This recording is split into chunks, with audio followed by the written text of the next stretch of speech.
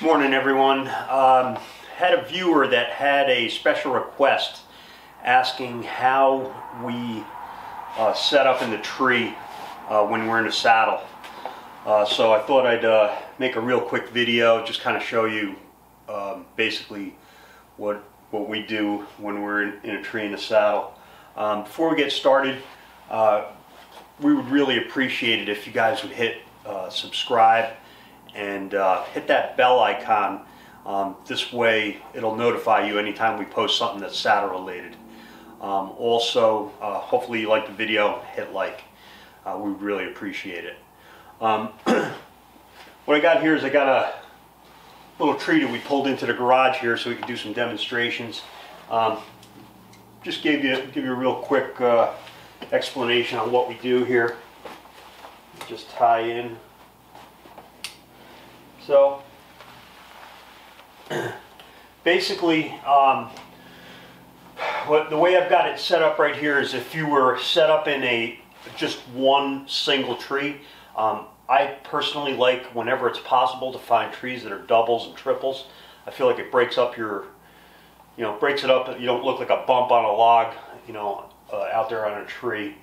Breaks up your image a little bit and kind of makes it a little bit easier when you're in the tree. Sometimes you can hang your stuff on a different leader and it makes it a little nicer. So whenever it's possible, I do that. Also, most of the time we hunt on private land.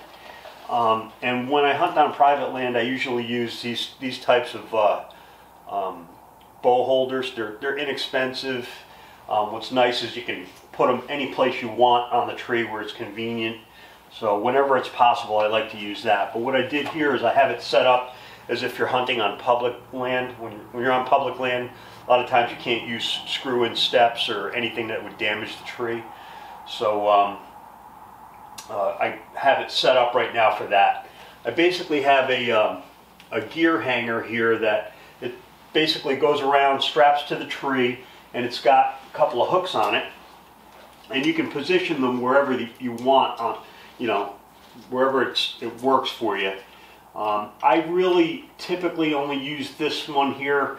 It's not a very high quality one, the one that I have, so I don't like to hang anything that's too heavy off of it. I'll hang my bow off of it, but I wouldn't hang my pack off of it. My pack is a little bit too heavy. But you can hang like your binoculars or your range finder, something like that, off of it if you want. So I have that there. Being I'm a right-handed shooter, I like to keep my bow to the left side, and whenever it's possible when I'm in my saddle, I like to try to set up where the direction that I'm facing, if I'm facing the tree, is the direction that I anticipate the deer to come from, or I want the deer to be coming from this side to my left. I'm a right-handed shooter. My strong side is my right side, my left side. So, I want to position myself in a way where, in a perfect world, I'm kind of facing the direction I anticipate the deer to come from. I can keep the tree in between me and the deer to kind of camouflage my position a little bit. And then I want to be able to have a shot off to my left. One of the beauties of saddle hunting is I can shoot on my strong side, which is my left side, anywhere around this tree. So, if I were to see a deer, I can basically, shoot strong side anywhere here. I can come all the way around this tree and shoot on my strong side. Or if I want, I could back off this way and shoot. But I'm always shooting strong side. So that's one of the nice benefits of saddle hunting. As far as how we set up, getting back to that, I got this, this strap up here where I'm going to keep my bow off to my left. And then another nice thing about saddle hunting is, when you're in a tree stand, a lot of times your back is to the tree, and on this position where your tree stand is, right at your back, you couldn't put your pack or anything right there because you're going to be facing away from the tree, and you might sit and have your back against the tree. When you're saddle hunting, it's the exact opposite. So I'm able to keep my pack right here in front of me. And I like to keep it a little bit higher typically, about this height or higher. Sometimes I like it a little bit higher just because it's right here. I have access to everything, and it makes it, you know, real easy to grab anything I need out of the pack at any time. There are some guys, like if you notice I'm wearing knee pads. I highly recommend knee pads. I like doing it this way. Some guys will put a pad on the tree, and the idea is when you're in your saddle, you can lean like this, and it's very comfortable to lean. But a lot of times I'll sit like this, keep my knees against the tree, and it's comfortable. I basically go back and forth, but the knee pads are really important because they really help keep you comfortable by having that cushion between your knee and the bark of the tree. What you could do, there's been times where I've forgotten my knee pads, and what I would end up doing is keeping my pack maybe a little bit lower on the tree, and then I can put my knees up against my pack. You know, you just got to be careful if you bring lunch or something, you have a sandwich in there or anything that you wouldn't want to crush. You wouldn't want your knees to crush them. But you know, if you're good and you bring your knee pads in, you know, sometimes it's a little bit nicer to run it a little bit higher, and it doesn't get in your way at all. I mean, there's always going to be some distance between you and the tree when you're in the saddle and you're tethered off.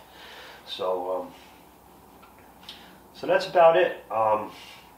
You know, sometimes I repeat myself in some of these videos. If you've watched some of our other videos, I might, you know, say things over and over, but I do that just because maybe there's somebody that's tuning in seeing this video for the first time and they've never, you know, seen some of the others. We get a lot of the same questions, so I apologize for that. Just one other thing, as far as setting up in the tree, and again, I've touched on this a couple times in other videos. I have on my tether here, I don't like to leave my tether just hanging down like that. I like to tidy it up, and in my particular case, I have two bridges. I'm running the Mantis saddle, and it has an Amsteel bridge, and then I have a short bridge that I tied in for DRT climbing. I like to take my excess from my tether, and what I like to do is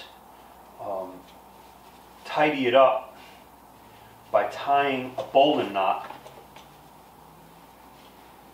in the tether, or around, not around, in the tether around my second bridge, my short bridge. And the reason for that is it accomplishes two things. It kind of tidies up this rope so it's not hanging down and potentially moving and tipping a deer off to my position by seeing some movement in the tree. And also it creates a little bit of redundancy where, you know, I have a factory Prusik. I run two Prusiks for redundancy as well, but you know, this is basically a chain, right? You have your tether, you have your Prusik, I have my carabiner and my bridge. But by taking my tether and tying it loosely to here, now I've created some redundancy just in case something were to go wrong in this chain of events, which highly unlikely, but just makes me feel a little bit better. Kills two birds with one stone.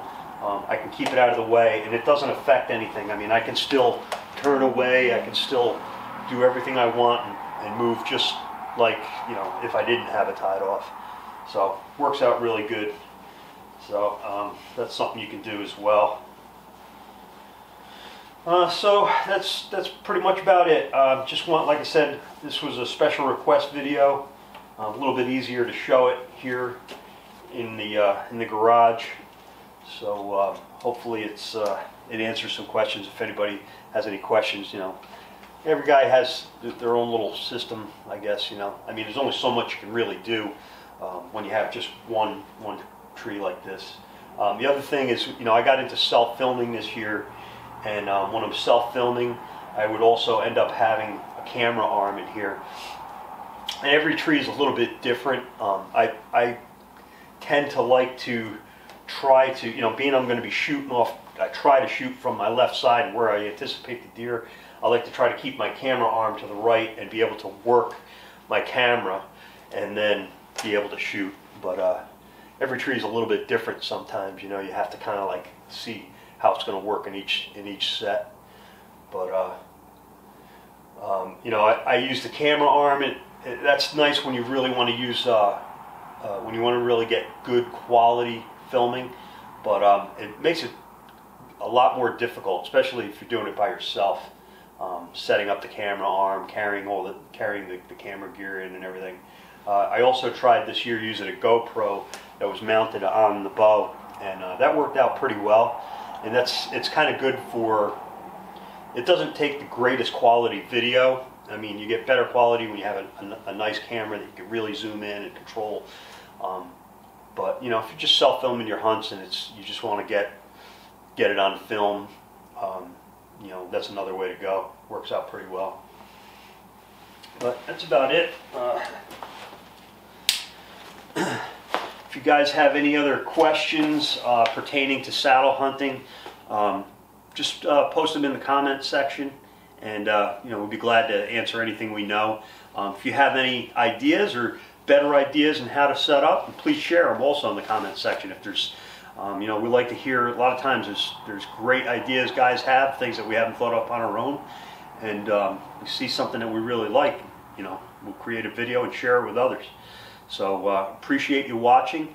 Again, we would really appreciate it if you hit that subscribe button and give it a like, and hit that bell icon as well. And best of luck and climb safe.